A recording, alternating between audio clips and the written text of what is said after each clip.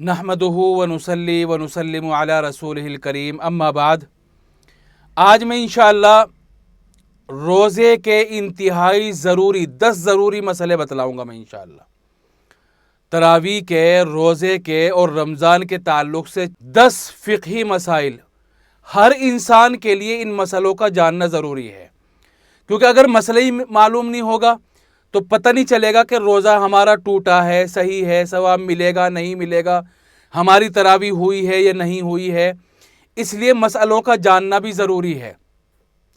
सबसे पहला मसला तो है नियत के ताल्लुक़ से। रमज़ान के रोज़ों की नियत मगरिब के बाद से लेकर अगले दिन के निस्फुन नहार और ज़वाल तक कर सकते हैं। जैसे मान लो आज इफ्तारी होगी, इफ्तारी के बाद हम अगले दिन के यानी कल के रोज़े की नियत कर सकते हैं। रात में कर लो, सहरी में कर लो। एक आदमी ने सहरी खा ली, रोज़े की नियत नहीं करी, तो वो ज़वाल से पहले पहले तक रोज़े की नियत कर सकता है, उसका रोज़ा हो जाएगा। लेकिन अगर एक आदमी ने रोज़ा रखा और ज़वाल का वक्त भी गुजर गया और रोज़े की नियत नहीं की तो उसका रोज़ा नहीं होगा। मसला नंबर 1 हो गया। मसला नंबर 2, सहरी खाना सुन्नत है। जब सहरी खाना सुन्नत है तो उसका सवाब भी मिलेगा। अगर एक आदमी के पास सहरी का खाना है और उसके बावजूद उसने बगैर सहरी के रोज़ा रखा तो उसको रोज़े का तो सवाब मिलेगा, लेकिन सहरी का सवाब नहीं मिलेगा। इसलिए सहरी खाना भी ज़रूरी है। ज़रूरी नहीं बहुत लंबे चौड़े हिसाब किताब और खाने और पकवान हो। अगर 2-4 खजूर भी खा ली, 1 खजूर भी खा ली सहरी की नियत से, तब भी उसको सुन्नत का सवाब मिल जाएगा। मसला नंबर 3, अगर किसी आदमी ने भूल कर खा लिया तो उसका रोज़ा हो जाएगा, उसका रोज़ा नहीं टूटेगा। बात अच्छी तरह समझ लेना। मैंने रोज़ा रखा मान लो और मुझे याद ही नहीं कि मुझे रोज़ा है और मैंने भूल से कुछ खा लिया तो मेरा रोज़ा नहीं टूटा, मेरा रोज़ा जो का तो है। लेकिन एक और सूरत है इसमें। कभी कभी क्या होता है कि आदमी को रोज़ा तो याद है लेकिन अचानक से अंदर मुंह में कोई चीज़ चली जाती है। मान लो आदमी बैठा हुआ है और बारिश आई और बारिश का पानी अंदर मुंह में चला गया तो उसका रोज़ा टूट जाएगा।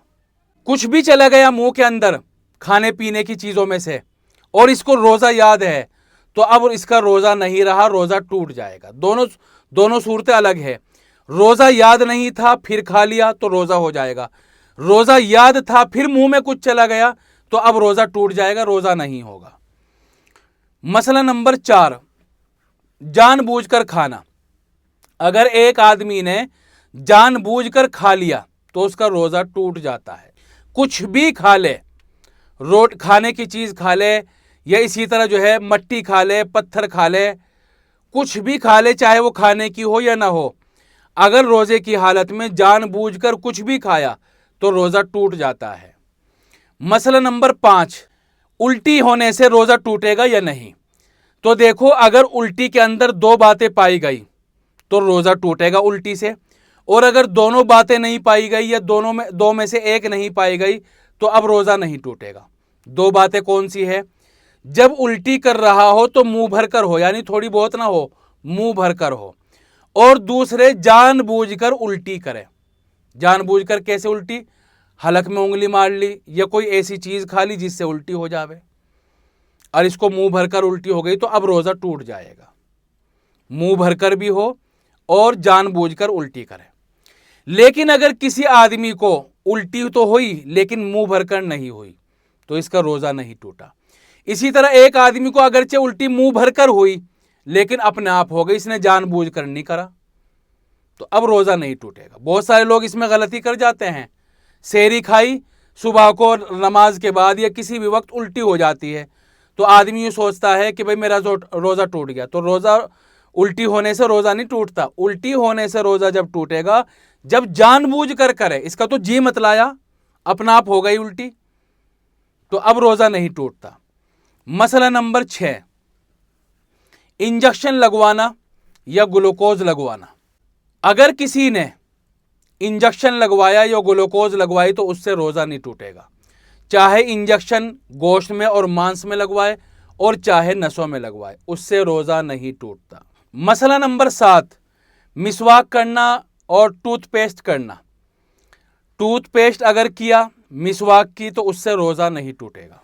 बेहतर तो यह है कि आदमी अगर टूथ पेस्ट कर रहा है तो सुबह सहरी में ही कर ले या रात को इफ्तारी के बाद करे, दिन में ना करे। लेकिन अगर किसी ने कर लिया रोज़े की हालत में टूथ पेस्ट, तो उससे रोज़ा नहीं टूटेगा। मसला नंबर 8, खून निकलवाना।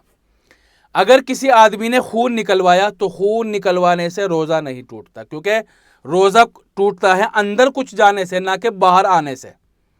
अगर किसी आदमी ने इंजेक्शन लगवाया, अब इंजेक्शन वाले क्या करते हैं, पहले खून निकालते हैं तो फिर अंदर देते हैं उसमें दवाई, तो उससे रोज़ा नहीं टूटेगा। अगर कोई भी टेस्ट करा रहे हैं बॉडी का और खून निकलवाया, तो खून निकलवाने से रोज़ा नहीं टूटता। मसला नंबर 9, हैज़ और निफास। औरत को जो महीने में खून आता है, खून आने से रोज़ा टूट जाता है, चाहे वो बच्चा होने के बाद का खून हो और चाहे जो हर महीने औरत को आता है, या यूँ कह लीजिए कि हैज़ हो या निफास हो, दोनों से रोज़ा टूट जाता है। एक औरत रोज़े से है, सही है, पाकी की हालत में है, लेकिन आज रोज़ा रख रखा तो उसको हैज़ आ गया, खून आ गया, तो उसका रोज़ा वहीं टूट गया। जब तक हैज़ रहेगा, खून चलता रहेगा और इसका वक्त पूरा नहीं होगा, रोज़ा रखना इसके लिए जायज़ नहीं है। जब ये नहा लेगी, पाक हो जाएगी, फिर रोज़ा रखे। और जो ये 4 दिन, 5 दिन, 7 दिन इसके हैज़ के थे, महीने के थे, इनकी बाद में क़ज़ा करेगी रमज़ान के बाद। मसला नंबर 10, सफ़र में रोज़ा रखना। सफ़र में रोज़ा रखना, जो आदमी सफ़र पे जा रहा हो, तकरीबन 77 किलोमीटर दूर उसको जाना है, तो उसके लिए रोज़ा छोड़ना जायज़ है।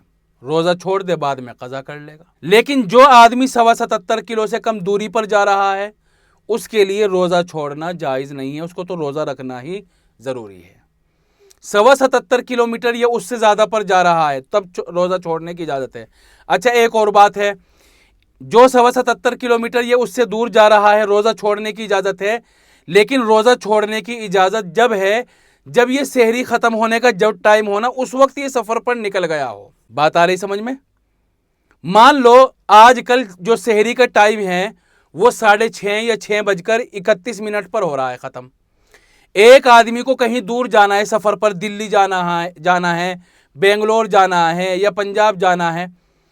अब जाहिर सी बात है कि ये तो 77 किलोमीटर से दूर है, लेकिन ये चला किस वक्त दिल्ली के लिए? ये चला सुबह को 7 बजे, 8 बजे, 9 बजे, 10 बजे, 11, 12 बजे, किसी भी वक्त चल गया। इसके लिए रोज़ा छोड़ना जायज़ नहीं है। रोज़ा छोड़ना कब जायज़ होता है इसके लिए, जो सफ़र पर जा रहा है? जब ये 6:30 बजे, 6:31 पर सफ़र की हालत में हो, अपने शहर से निकल गया हो, तब है ये। अगर सहरी ख़त्म होने के वक्त ये अपने शहर में था, तो इसके लिए रोज़ा छोड़ना जायज़ नहीं है।